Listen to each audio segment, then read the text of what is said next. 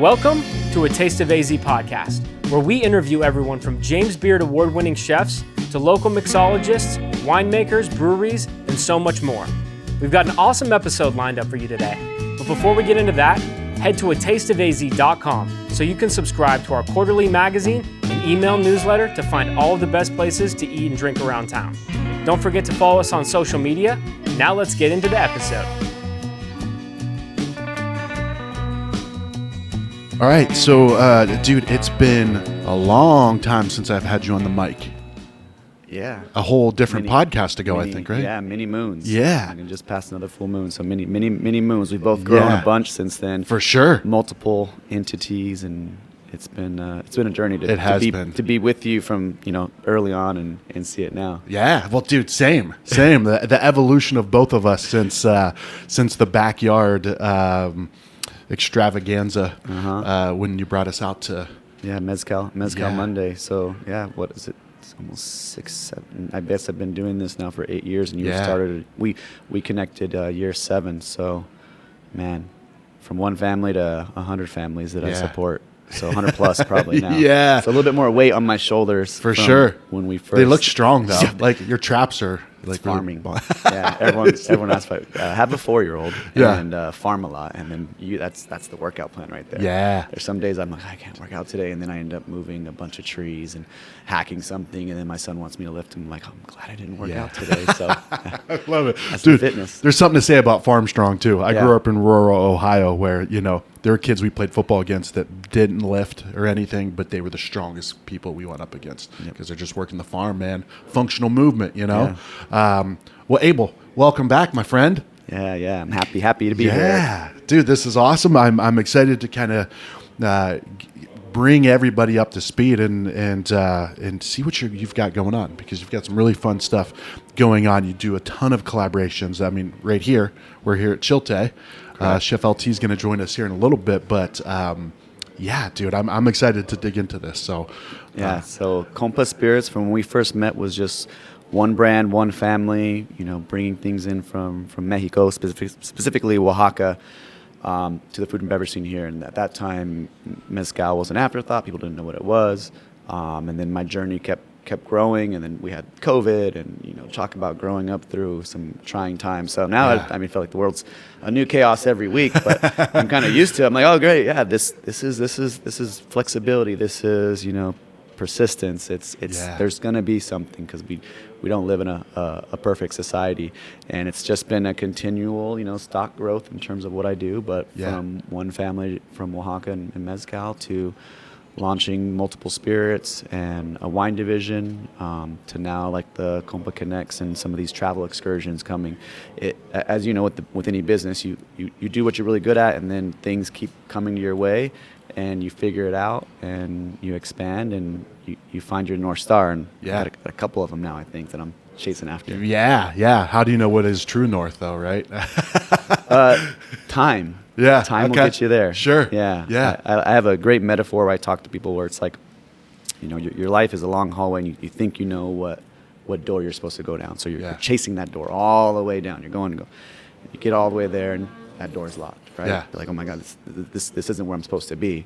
But you look to the left, and there's a door there that when you started that journey, you couldn't see it because your periphery wasn't there. Yeah. That door to the left is actually unlocked, and that's the door you end up going in. And that's why I think people need to sometimes push through, maybe break through, but that's literally how it is for me. The door I thought I was going through, locked. Yeah. And this other door was open, and it's bigger and wider, and it's way more exciting than the door I was going towards. Yeah, I dig that. I like that a lot, man. I kind of reflect on this journey, and like these things that I looked at as not necessarily failures, but like at the time I'm like, man, I wish that would have worked out. And I was journaling the other night, and I listed out all of these things. I'm like, imagine if this had worked out. Like going all the way back to Ohio before I even moved out here. Like imagine if this worked out, or this, or this, or this. I'm like, I'm so glad none of that worked out, right? And those are the things you hope when we're going to work out. So I like that analogy of like you think that that's where you're going, but there's a lot of doors on the sides. Yeah, a lot of doors, everyone. So failure is not it's lessons. Yeah. It's like, man, like, wow, you're so smart. Yeah, because I've been so stupid. Yeah. you're seeing the post outcome. For like sure. 10 years, 5 years, 8 years, you name it. It's lesson. I love it, man. Well, let's kind of, so you were a guest on Tap That AZ way back. But let's bring everybody up to speed. You're originally from Arizona, right? Yeah. So, born and raised. yeah, third gen native on my mom's side. Second gen Mexican American on my grandfather's side. So I started Compa Spirits back in 2018. Legally started selling alcohol in 2019, and just kept growing that business and supporting more families. So I've grown up with this food and beverage scene now.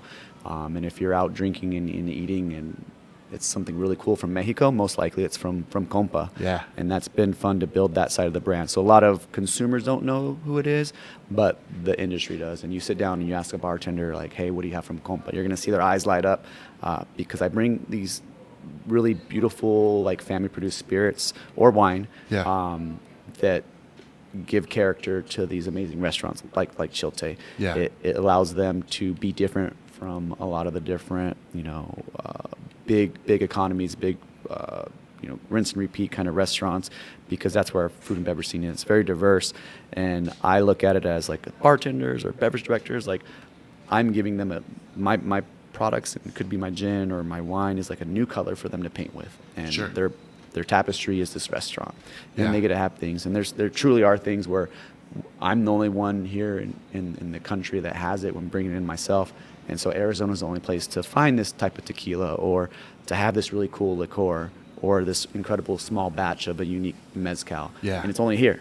And that means it's only in these, handful of restaurants. And that to me, like, just is a huge gold star for Arizona, because I want people to come and visit here. I want people from, we're in the middle of March right now, spring training. I want someone from Chicago to be like, what's that in your bar right there? Oh, this. I've never seen that. Yeah, you wouldn't. Where are you from? Chicago? Yeah, this is only here in Arizona. Yeah. And to me, that gives them a story to tell, that those are the ones you can't buy. For sure. And people want that stuff these days, right? They want something with a story behind it. They want to be supporting, small businesses, families. And when you can do that, and the product is something that's really cool, Mm-hmm. and it is, can create something even cooler, right? When you have somebody putting that mezcal into a cocktail, that's, it just adds layers and layers of that story and that depth for people.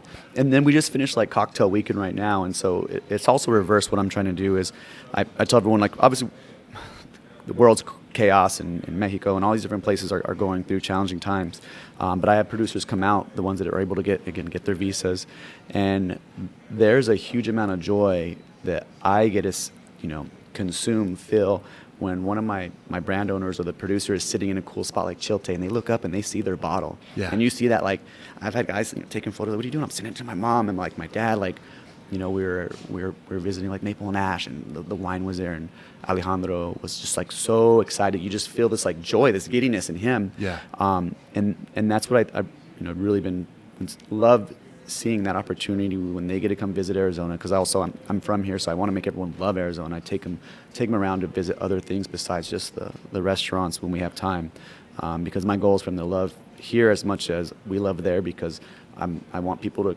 do both ways. I want someone to come here and have a great time, but also I want people from Arizona to go visit in Guanajuato or Oaxaca or Valle, because that's like my full circle moment. Like, what I do is, yes, I bring cool spirits and wine, but I know when you go, well, you're not a drinker anymore, but the rest of you probably are watching this podcast. Yeah. But when you go and visit them and you sit there in it could be their little production, it could be their house, the liquid tastes better. There's something about that soil and the air and then the people around. That's like my full circle. Like, okay, my job is now complete, because that person is going to absorb all that love, and then they're going to come back and share it. And that's the ultimate marketing is like their story, that I was here and I met this person, and this is now my favorite wine, and this is why. Yeah. Well, I mean, that's what the basis of like hospitality and food and drink is, right? It's a social thing. It's a cultural thing it's not just like, I'm going to sit here and, keep to myself and like just bring me my drink, and I'm going to, there are times where we want that, right? Yeah. Absolutely. But I think the overall culture of food and drink is it brings people together. Obviously, I mean, I know that's very cliche, but it's you add another depth, another level of depth to it by. There's something special like a Capitol Farms where you can see like this is where the cattle is being raised and here's how it's so those types of things and I think people are seeking that stuff out these days, right? Yeah. I mean, you said times are a little tough right now and the industry is going in many different directions, but one bright spot that I see is that people are valuing those higher level, more thought out experiences, Yeah. So for you to do that, that's incredible. Yeah, it's just another iteration. Obviously, we're the Southwest, we're Sonora, we're the Sonoran Desert, and you see it. Even like Capitol Farms, I told you at your festival, I fell in love. I was like, this burger is so good. Yeah. Looked them up, found out, okay, looked at all their information. I'm pretty sure their cattle comes from Sonora, and they finish them in Prescott or wherever they're at up north. Wilcox, I think. And like again, it's like, oh, maybe this is why I love it so much. Maybe this is why I think it's like one of the best like meats is because there's this connection to place and it's pulling me. So yeah, I think that's when you truly fall in love with the food and beverage scene, you want to taste place. You want to taste something that really you connect to. And I think if you do it enough, you'll find out the why. And, sure. And Capitol Farms is incredible. We're doing a big collaboration dinner. One of my winery owners is coming in on Monday, and we're doing at Dig It Gardens. So again, we're doing it at a plant shop, and they're great. And LT is going to be cooking like amazing cuts of fired meat, and there we are drinking wine, and the meat's coming from Capitol Farms, and the wine's coming from Mexico, and here's this like explosion of flavor, and it's community table dinners. So the conversations are going to be great, and that's the fun. Like, what is the conversation that's going to be happening there? And I love to sometimes just sit and watch people and see them taste the wine, and then I love when I can see someone like offer it to someone like they have their own wine. They're still they can get on the same one, and that's again that joy of like sharing. So that's incredible partnerships from everyone around here. Is I think why our food and beverage scene is just. I love it, and the more people find out, then it's just gonna be busier. So until then, I'm gonna gobble up as much of it as I can. I love it.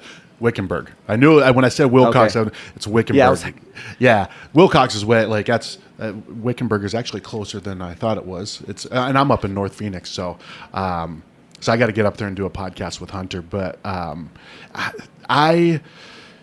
I've been just amazed that like, dude, your energy level is like before we started recording. I'm like, I'm like, how do you do it all, man? How do you do all of this? And so let's back up a little bit. Mm-hmm. So you went from representing one family, Oaxaca, their mezcal. How did it go? Like, what made you decide that, let's expand this into Compa Spirits? Yeah, it was COVID, really, because again, that door, like at that time we were trying to build a brand, and we thought that we were going to expand this brand. We were talking to the big distributors. We were self-distributing it, so I never, I didn't have a lick of experience besides like growing up with it. But it was like a child. Like my grandfather had a restaurant when he came from Guanajuato in Michigan, and it was like a cafe. It was a tiny little cafe in the middle of a small town in Michigan, and I like served when I was like 10 for like the summer, like a little bit. This wasn't that. And then my dad was a bartender for most of my adulthood.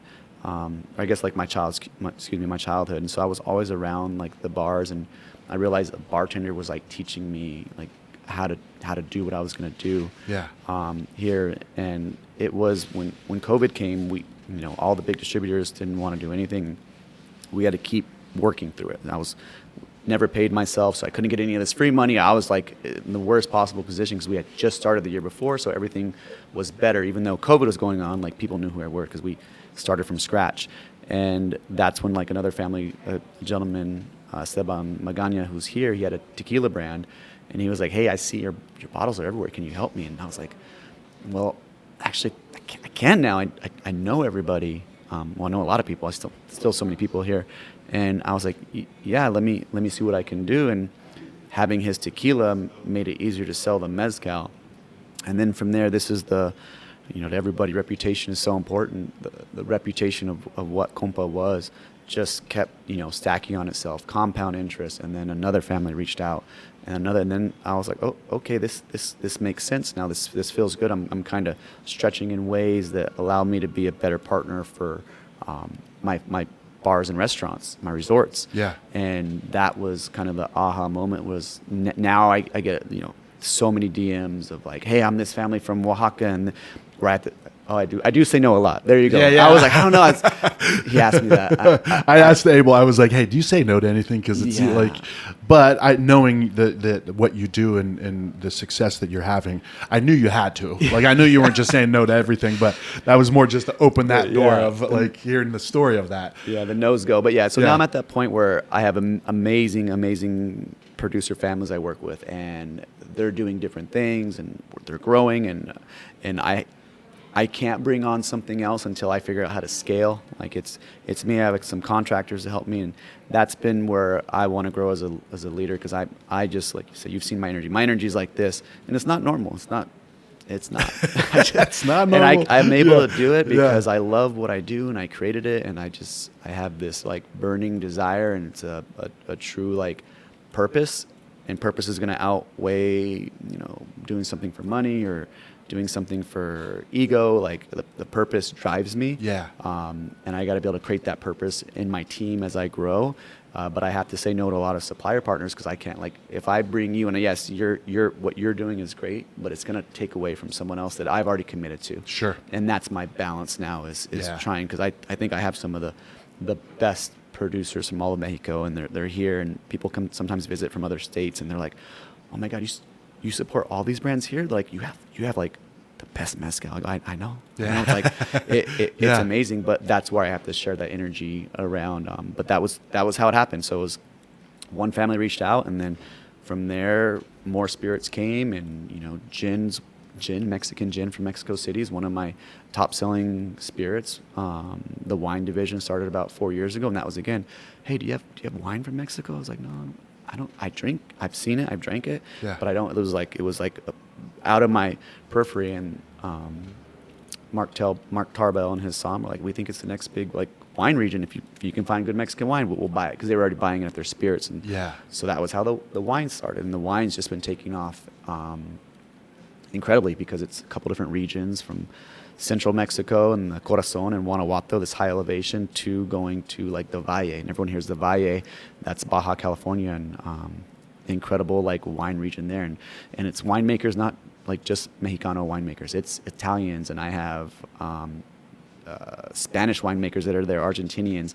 And I think just like a food scene, you need people with different past and different experiences to channel their stuff in the food. And that's what's happening in the wine and spirits. You have people from a different place, but now they're in Mexico, and they're using these ingredients that are grown there, and they're just leveling it in a different direction because of whatever that past experience is. Yeah. Well, dude, when you get Mark Tarbell to request things, it's like, okay, that's good. That's a good guy to have on your side. Yeah. He also did the sake thing, and really strangely like asked me about Mexican sake. I believe he tried it at Pulio, which is one of the top restaurants in the world, and especially Mexico City. And then, like, kid you not, like 8 hours later, I got an email from someone, Mexican sake. I was like, did Mark give someone my email address? Yeah.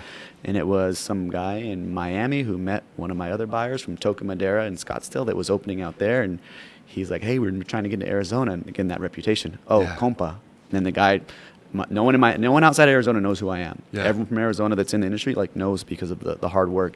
And that was like, once he looked at what my company was, he goes, you're perfect for it. And the sake, again, sake from Sinaloa, something I never thought I'd carry, or was even like around. And now it's one of my top things, and people love it. So it's, again, you just never know that doorways and how things come. Yeah. Well, and dude, it goes to, I mean, it says a lot about who you are as a person too, right? Dude, I remember when we had our very first book signing at Sun Up Brewery. Yeah. And this is why I'm kind of convinced that you're a clone of, like, there's like several of you, right? Because like, I think it was like towards the end of the night, and I turned around and you had the 2 cups of the mezcal, like standing there waiting. I'm like, where'd you even come from, dude? Like, you appeared from out of the walls. But it shows how much you actually care and how good of a person you are, right? Because like, if you wanted to do some turn and burn, like sell this spirit and then like jump ship, I'm just going to go, like, you feel in your heart, like this stuff is part of you, right? And so I think that reputation, as you build it, you're going to get more and more advocates of like, dude, reach out to Abel. Abel is the guy. He's the guy to help you out. And the fact that I mean, saying no sometimes is the hardest thing, but also that is what kind of strengthens that reputation as well, right?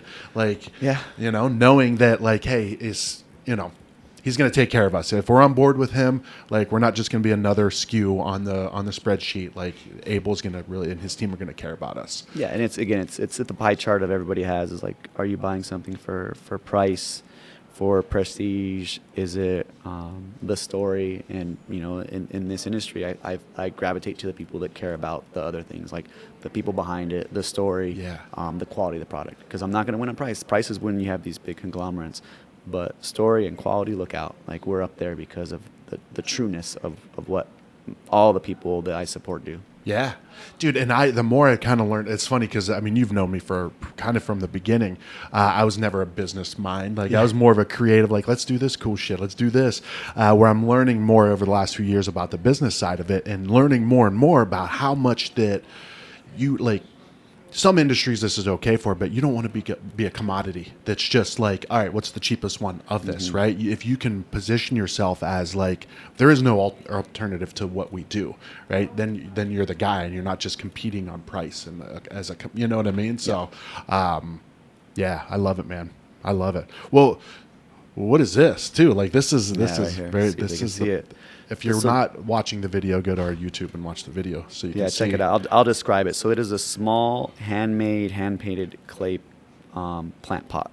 They're called the original pot heads. And again, I go on these journeys and things. So now I feel like I'm a magnet. Things keep coming. And I had purchased some of these for my wife, and they stayed in the house for a few years in San Miguel de Allende. And each one is painted by a different artist. And so you can put air plant, succulent, agave in there.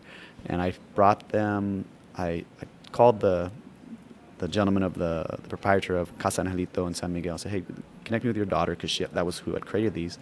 And started bringing them to Arizona, and so now you can find them at your local plant shops. And they're just, each one, the way it holds its hands and head, tells a different story. So this is like gratitude. So it's got its hands across its chest. But this is something that we're launching. These are our pollinator series. So if you look on it, it's got agave on there, and bats and bees. And through, again, this journey of what I'm doing, like what you see, I'm already supporting all these families. Very hard challenge, 100 families, 100 plus families, and all of them have different connections. But now what I'm trying to do is actually like change the world for everybody, and it's something I learned in Mexico from farmers. And so for me, my grandfather here was a farmer in Tonopah. I thought that came from Guanajuato. So this is like me now circling back to like my ancestors, and they say, that light is shining on you, and ancestors passed, but somehow it comes back. And so we are working with a nonprofit called Regeneration International, and down in San Miguel de Allende, they're growing agave to create silage for cattle. So Capital Farms, one day, you're going to have agave-fed beef. I promise you. That's going to happen. But we can resequester carbon at a very high level in the desert. A real quick reminder, head over to atasteofaz.com and subscribe to our email newsletter. Also, subscribe to A Taste of AZ magazine and get it shipped right to your door. Now let's get back into today's episode. All right, we're back. There was an unplanned technical difficulty. LT came into his restaurant and tripped over all the equipment, knocked all the shit to the ground. He had a bunch of meat in his hands from Capital Farms, and he was like, no, we just had some equipment just shut off unexpectedly, but all was good. All was good.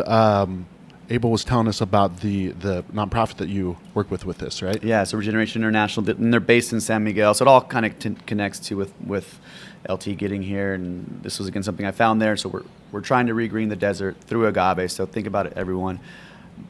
One of the hottest places in the country, we can actually fix climate chaos, and we can do it in the desert. We can do it on bad land.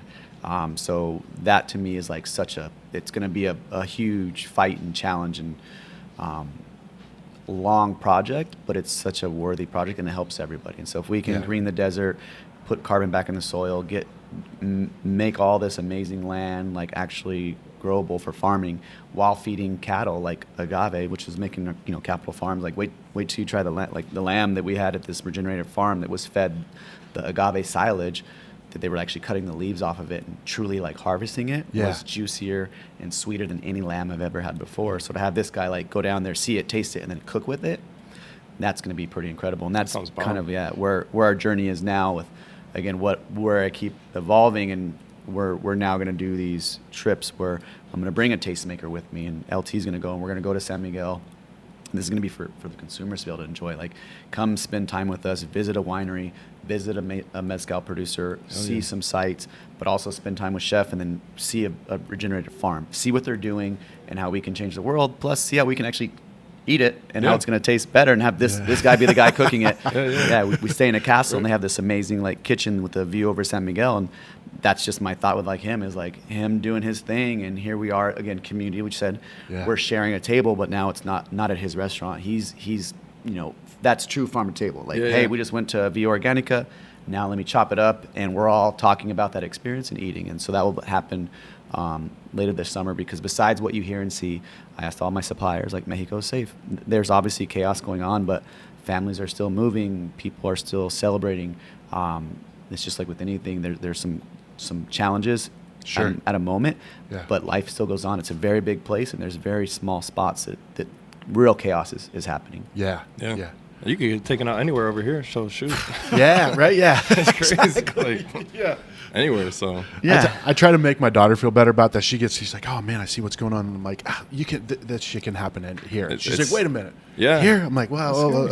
It just did. And it just did. Yeah. There was like 5 things going down last week. Yeah, I mean, and that's we're scary. a huge world. That back in the day, like, you would have never know someone destroyed the town 10 towns over until a year later. Like, the Vikings came and destroyed. Oh, whoa, you just lived the whole year of your life, and the whole town was Ignorance destroyed. is bliss sometimes.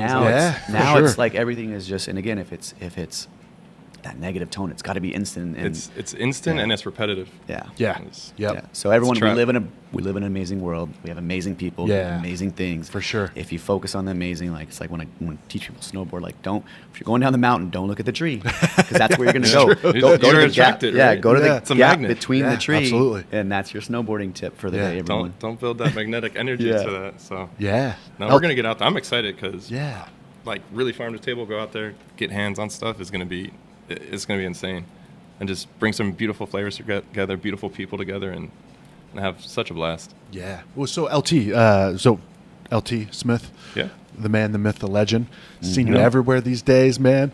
We're getting around. Yeah. You know, I love it, fun. man. We're having fun. Yeah. And you supporting your friends. You got the sushi friend hat on. I like that. He just dropped it off yesterday. I was like, oh, hell yeah. I got like 3 hats that look like this. I was like, but that's the one. Ah, man, I got to get one of those. I love those guys over there. So for you as a chef, right, when, your food is incredible, and the things that you're putting together and the collaborations that you do it's just, I love it, man. I love seeing all of it. So to work with, well, first of all, where'd you meet this version of Abel, right? Because he's a clone, I said. I don't know.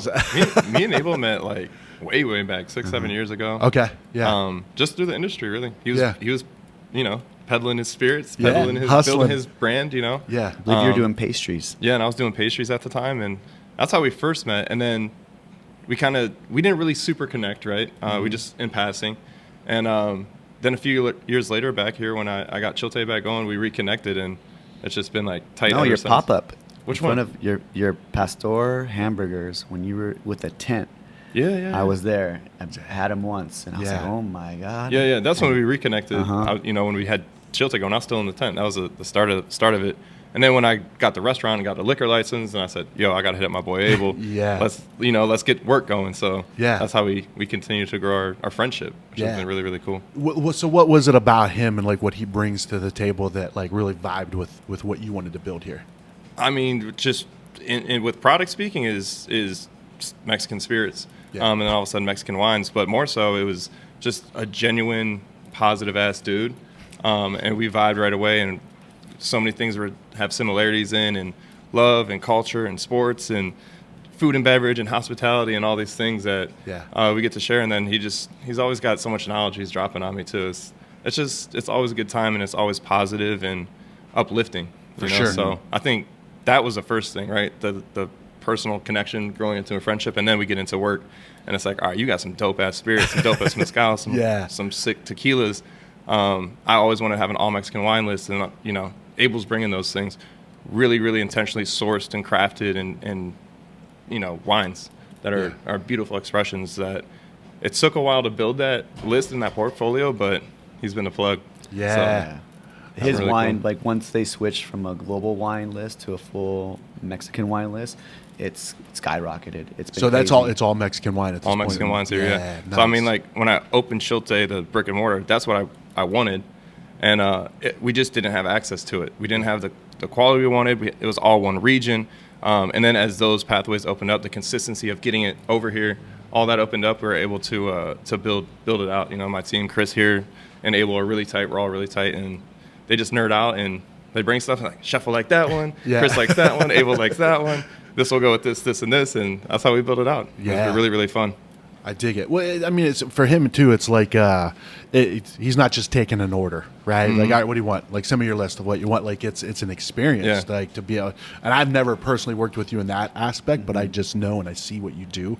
I mean, yeah, it's an experience to for you to tell the stories and like here's I try to keep up with Yeah. it all. I'm like writing notes down. And Yeah, shit. yeah. I'm like, yeah, that's why I record these episodes. So I You can play it back. yeah, exactly. But that's what's cool is because like you know the families and like it's past just a sale. We're talking about the families. We're going to visit families. We're going to go to the farms, and then you have regenerative, and then you have charity and give back opportunities and ways to build more communities, which is that all goes into a bottle. When I'm putting a love story on a plate, that goes into a bottle, and that's what what you're finding and sharing, and it's really, really special. I dig it. I dig it.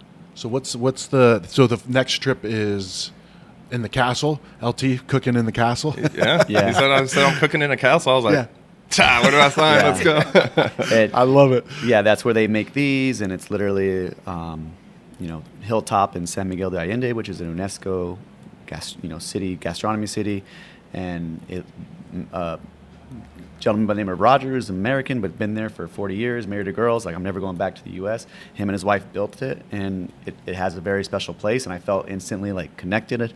And so that's where we'll go. And we've been creating, and we created Valles al Valle here, and that's our again, Valle, for those of you that don't know, Spanish lesson for the day. Valle is a valley, so we're bringing the valleys, which is where a lot of these wineries are grown, are in these valles, to the Valley of the Sun, the Valle here. So we have a wine festival we do every year here, and then we're going to do a little iteration of wine and spirit here, where it's more outside in community. So we're always like trying to figure out how to connect and teach, because that's LT's flow is like, obviously he's like the collab king. I think I do a lot. This guy's like, I get tired sometimes. Like, oh my god, I gotta go visit, because I support everybody. I think that's feel like it's spammy, but it's just I'm like, it's just the homies. We want to do fun stuff. Yeah. I support everyone. Like when you reach, I don't drink a lot of beer, really any, but I'm gonna go to your beer thing and I'll show up.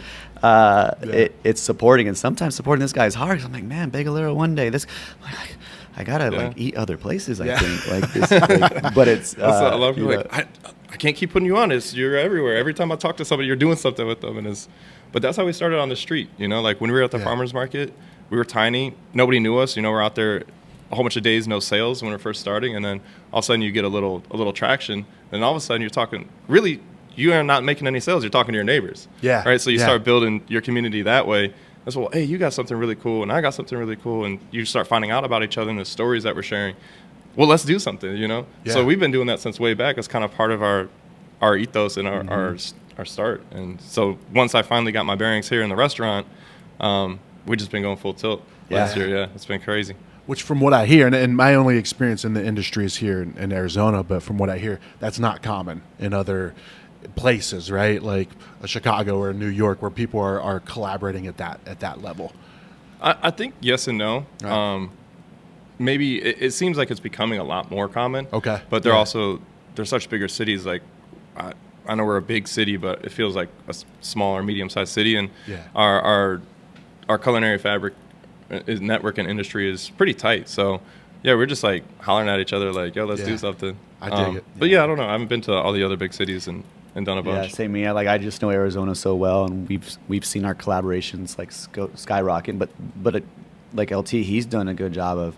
He's visiting other states, representing Chilte, representing Arizona, and that's been fascinating to watch. Like, oh, you're in Colorado now, and you're going to Texas, and wait, you're on a cruise liner? Like, like to me though, it's that pride of what we're doing in Arizona, and I think now we're getting James Beard, awards and all that stuff's happening.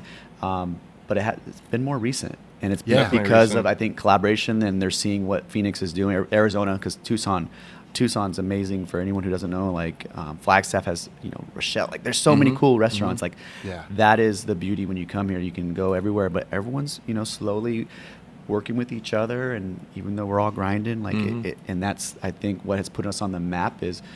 I always think of that Planet of the Apes movie, like Together Strong, with the apes trying to crack the stick. And I think that's been our food and beverage scene. It came together, and now like people are just taking notice. And it's cool to see our friends go into these other states saying, hey, we're from Arizona. And like, oh, yeah, we've heard. Yeah. We got to eat it. We got to try it. That's definitely happening a lot more for sure. People they're seeing us, And it's like I feel like so many chefs and people that came up under like the old guard are kind of now they're grown up and they're branching out and doing their own things, but everyone came up under a couple chefs, blah blah blah, and went out there their own thing, and now we're all like, hey yo, we're all homies, we're doing the same stuff, and like now we're all bringing it back together. So it's really cool, and we get to have a louder voice and get eyes on Arizona, which is really sick. And I'm not from here, and I get to go be a representative of a place I'm proud to call home, because it gave me the opportunity to I found my wife and built a restaurant and house and dog and friends and everything, right? So it's so special. I get to go out and rep Arizona.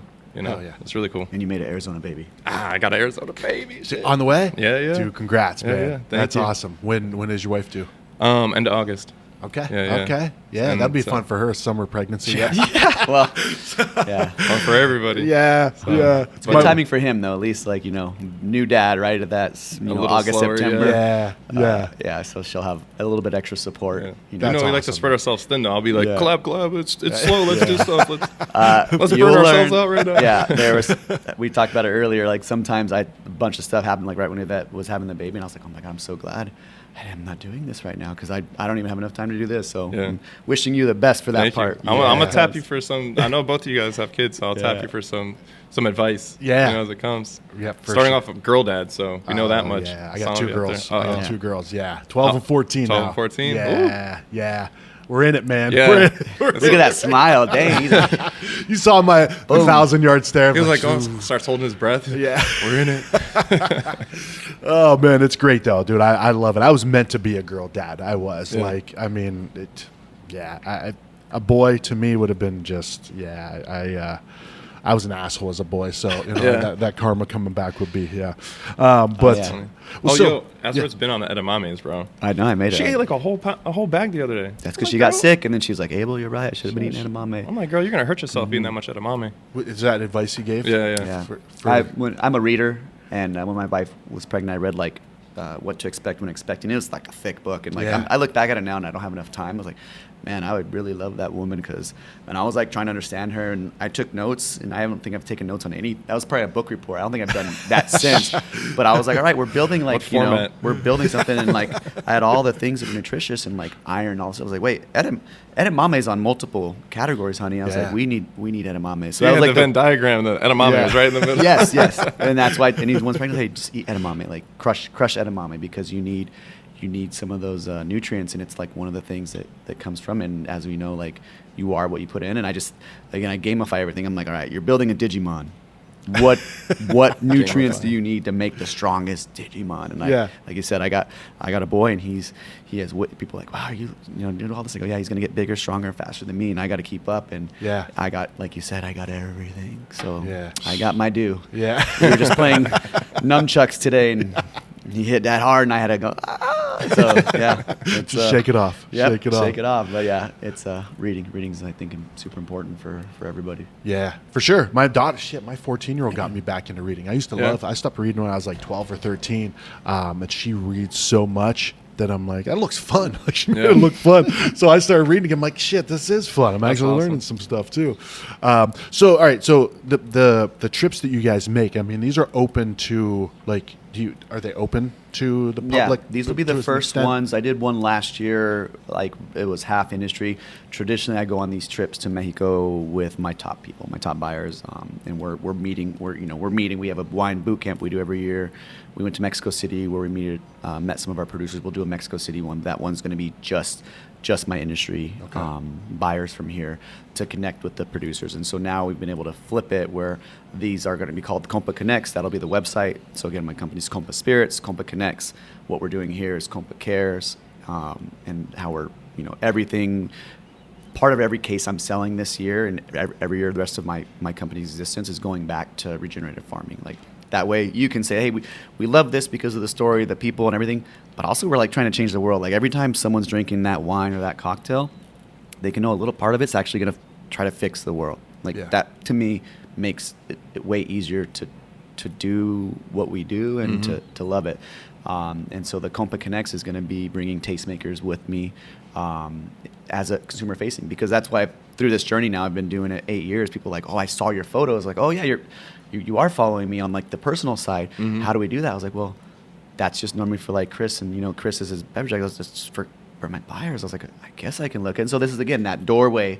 Like I guess this might be a doorway here. Yeah. And so being able to have, like, he has the people that have been supporting him, and now obviously his culture connection. Aseret, his wife's from Jalisco, so it's like we can show off the place. And I can bring someone from Arizona, build that bridge where now he's going to go down there. We'll have a local chef, and he'll cook. He'll cook with this local chef from local ingredients. And again, that for him, like, he's the perfect person to be.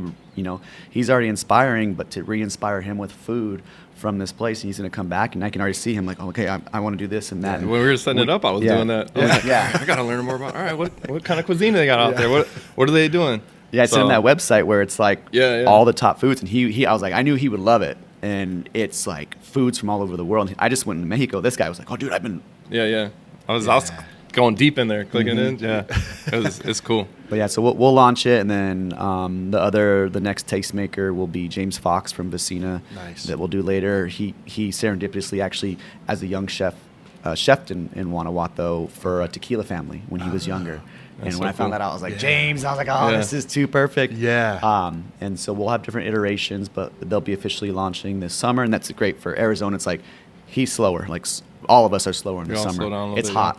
And most of those places are in an inverted climate, so they're actually cooler in the summer. Okay, nice. And so we get to, slow down, recharge, and reconnect. And that to me is like the beautiful part of, because right now we're in the middle of the season. We both just had Arizona Cocktail Weekend, multiple events all across. Oh yeah, now we have a wine dinner on Monday. Wine dinner on Monday. Like we're doing, it's like, like I told you, I planned like 7 events yesterday that were already like there, but I had to like actually, okay, Eventbrite this. Put some brain power to it. Event, okay, photos, hey, I need this. And that's just what season is right now for us. So those of you that maybe aren't from Arizona, like we have from pretty much October till May.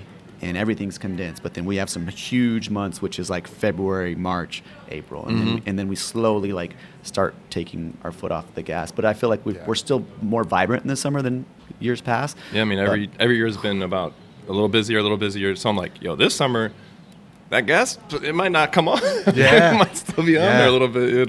That season. That's why your festival's great. January, like it's like a nice little break month, and so having the festival there, it's easy. It's like, oh yeah, it's beautiful weather. Good to hear. We can come do it, because here comes February. Then it's like bam, bam, bam, bam, bam. Yeah. I missed it this year. I think I went 2 years ago. Okay. Yeah. And then I missed it this year, but hopefully I'm gonna try to get to the next one. Yeah. I mean, you're always letting me know. We'd love to have you there. We'd love to have you there. Thank you. And even if I just come drink beers. Yeah, for sure. Yeah, come check it out. See what you think. Again, all your friends are there. This guy has the roster is always like, oh, yep, Chula, oh, yep. Yeah, it's always deep. Like, yeah. We try to get the best of the best, and it's always funny because I'm like, all right, this year I'm gonna go and try everybody's food, and then next thing you know, I'm like carrying cases of water and shit, which is 100%. But I like it though. 100%. I need a tent. Where's my tent? Exactly. We give Abel a tent, and then the tent's broken, so we got to give him a different tent. But don't I know it? Yeah. I mean, that's what we are as business owners, problem solvers. Right? I mean, that's what we do. We've been squeegeeing every other day over here. The drains are. We got these old historic drains. Yeah. I come in, I was like, oh, good thing I'm here. Yeah. Yeah. That's what it is. So I will say this, like, so in the summer when things are hot and people don't go out as much, come to Chilte. This AC is cranking, dude. Yeah, yeah. This is nice. Yeah. I came in, I was like, oh shit, like We keep it cold. Yeah, I wear a hoodie in here, just because I'm like, I'm gonna keep it chilly in there. And it's been hot the last few days too. Yeah. So yeah. because once it gets behind, it does. It can't Yeah. catch up because they're just little guys. So For you sure. just got to keep it ready to go. Yeah, I dig it, man. I dig it. So what's coming up? I mean, this will probably come out in a couple weeks. I mean, so like April and beyond. What do you guys? When's the wine festival? Like, when do you guys do that? Our second iteration, we're gonna announce it. That'll be April 13th. Okay. Right after we're kind of bookending it on one of my largest weeks of the year is Agave Heritage Festival down in Tucson. Okay. And so I'll have multiple producers in town, and I'm always like cross pollinating. So Arizona Cocktail Weekend was based here in Phoenix. I took hey, we're going down for one night. I took my producers from Oaxaca and Mexico City down to Tucson, did something there, and I'm just like, wow, I'm like, why did I plan this? And then when I do it, and I look back, I'm like, because Tucson needed the love. And so it's on the reverse, though, too. It's like, all right, we're going to do this huge festival in Tucson for 4 days, and then we're going to come up and do something up here in Phoenix, so Phoenix can get the love, and that's the balance. And so that'll be mid-April when Valles al Valle, the second edition, comes out, and it will be a combination of wine and spirit, since we'll have some spirit producers Here? Yep. Yeah, okay. You didn't do. We didn't do spirits on it yet. Huh? No, it's First just time with some spirits. So First time was wine. I think wine. is this the third one? October? Yeah, because The third year for it? Yeah, this will be the first one where we do it twice, and we have an iteration with spirit. But we did it October, and October was warm last year. And then this year was like, again, I'm trying to fight climate chaos, guys. It's like, wait, it's like October is like 100 and something. It is. Yeah. And so, but they obviously at the Egyptian have a beautiful outdoor space. This is, I love this and place. This guy doing like fire open cooking. Yeah. And that's. I was thinking of getting Adelante out here to do some wood fire stuff too. Yeah. Yeah. So we'll cook it up. Yeah, again, it's going to be a down. full collaboration. We'll have getting different chefs to be part of it. Devin is always here. It's great, and so again, you just see it because in the end we're friends and we hang out, and it's fun to do things with your friends. That's why we're here. It's like, oh, Eric, we got to do it. It's been so long. Like, whenever we see each other at these events, we're always excited. Like, there's joy, true joy when you see like he just launched this. Like that, I think, is what community is about, is joy for others. And I think this is a nice little circle of it, and what we're doing on our partnerships is also tying into that. I love it. And 100%. I guess Cinco de Mayo for this guy. Last year I did Sushi Friends Cinco de Mayo. I thought, oh, cool. Oh my God. I'm gonna that's gonna be low key. Yeah. Great. Me, my wife, and We my got son. We got wrecked. there early. I'm like, we're 30 minutes early, and there's already a line out the door. I'm like, This is is. It was down the block. Why is this like okay? I guess it doesn't matter what he It was does. fun, but it was stressful. What, Cinco de Mayo, you and Sushi Friend last year? You guys did it? Yeah. Which we don't really do like Cinco de Mayo happen to be around that time, but it might have even been on the day. It was. But, That's why I thought, it's gonna be low key. Yeah. No. It was I thought not. everyone's gonna go to like the traditional Mexicano spots. Like, this would be great. I love sushi. I'll drink some sake. Like, line out the door. My wife was like, "Really?" I'm like, "I'm sorry, honey. LT's really popular." It was crazy, and like we just were not ready. Like it was a rough service, but we did have fun, and we did put out some really nice bites, which was cool. Yeah. And we learned a lot. I feel like that was like one of our first collaborations back since I took a break. So we were like, we weren't ready. So, it was cool. But this year we don't really do like Cinco de Mayo-esque stuff like to really celebrate it, But no one cares in Mexico. Like that's why I try to get my producers up here. I'm like, no one's doing anything down there. Yeah. Like, the Battle of Puebla isn't like this. In Puebla it is, but it's not a celebrated thing. Here it was created by the beer companies. Yeah. Which it is its own marketing entity. Yeah. And so we can obviously we reap feed the off of it rewards. because people think about but it's nothing he needs to do. People are going to automatically come here. On that date. Sure. So but it is near my birthday, May 7th. So this year we're gonna do a big event out there.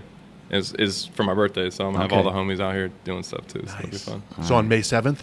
We're gonna do it May 3rd. May 3rd. Okay. on a All right. Sunday. What's it going to be? It's called Pull Up, and we collaborate with a DJ collective out here called Roosevelt John. Okay. And Pull Up is really about just in that hella collaborative, kind of OG spirit that we have is bringing all the homies, the up and comers, from the street or from wherever, from the brick and mortars, exec chefs, sous chefs, whoever, anyone that's good people doing bomb food, you know, for homies, come out and cook. Yeah. Pop up, do 30 bites, you know, keep it approachable, like a easy price point. 30 bites, sell it out, have fun. You know, we got badass vibes with the Roosevelt John and had the bar going, and it's just fun. So we've done about 2. That'll be like the 4th one. And it's just been growing a little bit. Yeah. But yeah, I just get a whole bunch of guys. I set up tents for them. I give them as much support, prep in the kitchen, just love and just have fun. Yeah. Really. So it's really cool. A lot of different cuisine styles. We just take over the property. Nice. So, I mean, I guess follow you guys. Instagram would be the best way for everybody to keep up.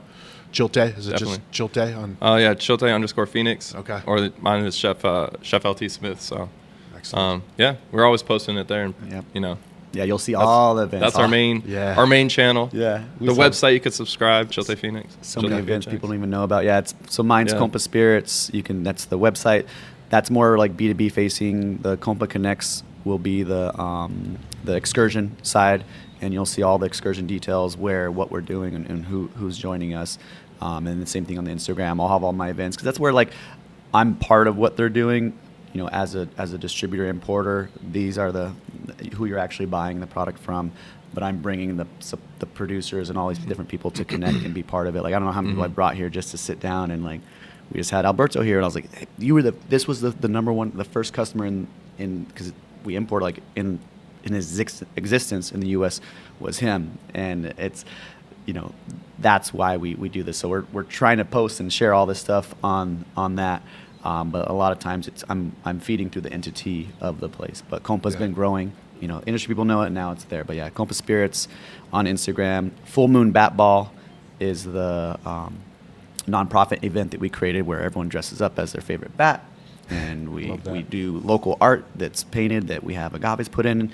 That's our silent auction, and you're eating, buffet style food plus a couple mezcal cocktails. It's all included, and all the proceeds are going to Regeneration International. So Full Moon Bat Ball, Compa Connects, and Compa Spirits are mine. We'd love for the follows and anyone to join in what we're doing. And it all takes support and people, and it's one sip at a time and one bite at a time. That's why I think he brings in so many chefs and one story at a time. Like that is all that we're all trying to do, and every outlet and every person that can talk about it makes a difference. So don't think you don't make a difference. This world's big, but everyone can add value to it. 100%. I love it. Way to end it, dude. Yeah. Way to end. I would expect nothing less. Don't want to drop your mic. It looks very fancy. It looks nice. Yeah, there's a lot. You got to unplug Mic this pet. and pull that out. There you go. Gently pat the mic. Well, thank you guys. Thank Appreciate you. you guys. LT, thanks for letting us record here. Always. Thanks for making the time, guys. I love seeing what you all are doing. So, and I just, I get to come and just smile at you guys and hear your stories. So thank you. Oh, yeah. No, thank you, Thank Eric. you. You're great. You're an